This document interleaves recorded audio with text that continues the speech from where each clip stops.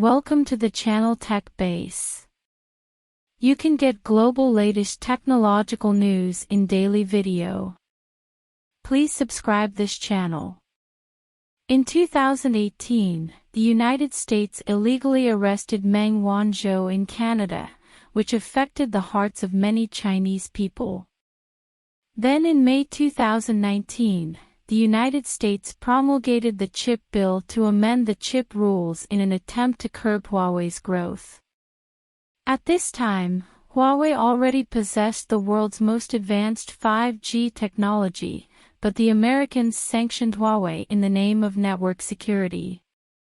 Now it is 2023 and it has been 4 years since the United States sanctioned Huawei. During this time, Huawei has not given up and has been conducting research in the semiconductor field. No matter how difficult it is, Huawei still keeps its mission in mind. At the beginning of this year, Yu Qingdong, Huawei's official representative, said 2023 is the year when Huawei turns the crisis into safety. We don't know how the future will develop, but after the good news from Huawei, there is another bad news from the United States. In fact, at this time, the United States is planning to completely monopolize Huawei. Except for 5G technology, other sanctions will still be strengthened. From this incident, we can see that a stronger storm is coming now, and we don't know how Huawei will deal with the new difficulties. The technological influence of the United States spreads across all walks of life, and the most typical one is the technological layout in chips and operating systems. Common smartphones, computers, and other equipment on the market are all related to American chips and operating systems, reaching a monopoly level. However, as the United States launched round after round of regulatory measures, by suppressing Huawei and hindering the shipment of American companies, the consumer market environment has undergone great changes. While Huawei's revenue is declining, are U.S. companies also suffering heavy losses?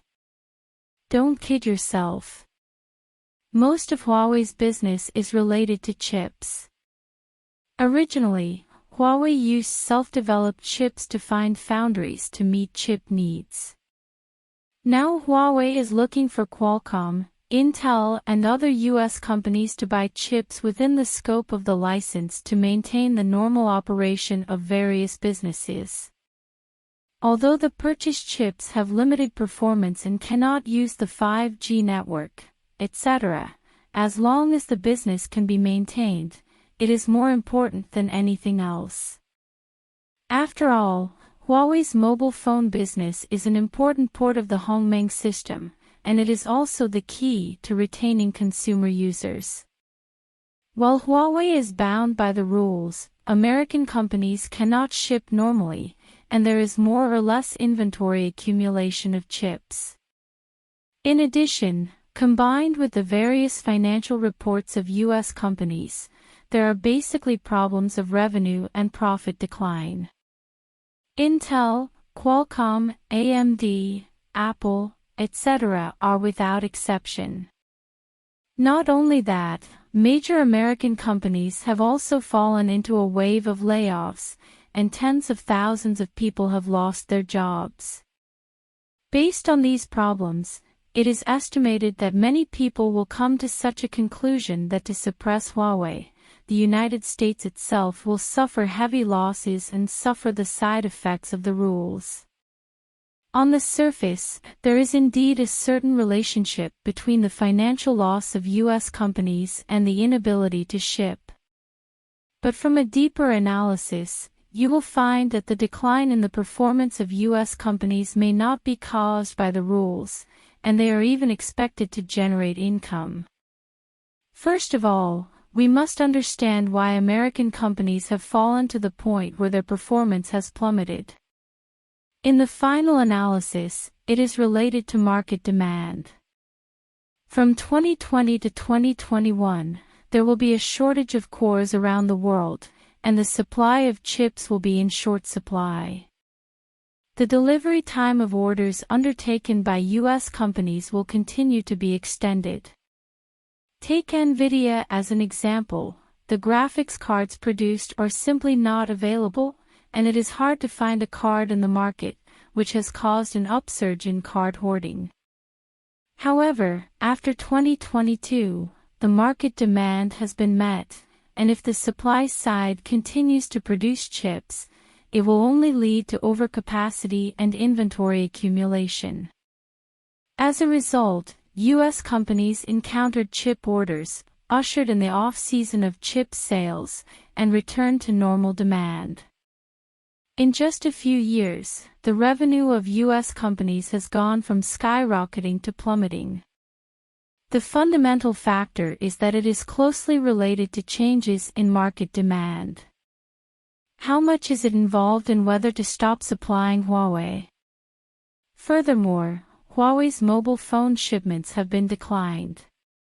In the face of this level of shipments, how much of the hundreds of millions of chips sold by U.S. companies each year is contributed by Huawei? U.S. companies such as Qualcomm and Intel still supply Huawei, but the maintained supply cannot change the overall decline in performance of U.S. companies. And even if Huawei does not encounter a series of rules, can it save the problem of hundreds of thousands of layoffs in U.S. companies? In other words, although Huawei is a global technology giant, judging from its total business volume, it cannot affect the plummeting performance of most American companies. The layoffs of American companies are not caused by Huawei, because the market demand is insufficient from the beginning to the end. If the demand in the chip market is strong, American companies can obtain massive orders from other customers, thereby maintaining the normal operation of the company and continuing to hand over impressive financial reports. U.S. companies may lose some orders, but they will not suffer heavy losses. This is a real problem. There is always a difference between a company and market demand. American companies value the market more. In addition, things are far from as simple as imagined. There are some side effects of the United States suppressing Huawei to some extent. If it is meaningless, what will the United States do? In the long run, the United States will control the chip sales channels and affect the sales of high-end chips. As long as U.S. companies have the ability to produce high-end chips, the consumer market will release a large number of orders after waiting for market demand to recover. In order to make money for American companies, the United States agrees to some supply applications and continues to receive chip sales. Therefore, the United States will not suffer heavy losses by targeting a certain company, and it may also achieve greater revenue generation in the future chip market. The United States has always been thinking about American companies. When doing various things, American companies will be the beneficiaries and benefit from taking over the actions.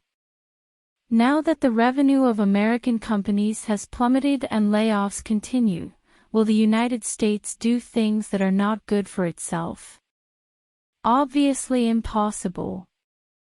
It can only be explained that what USA wants is not only what is in front of him, but also the right to speak in the development of chips in the next 10 or 20 years. Technology continues to move forward. Innovative technologies continue to emerge, artificial intelligence, high-performance computing blowout rise. If you want to get rid of the existing chip pattern, you need to abandon your illusions, step by step, and walk out of your own future.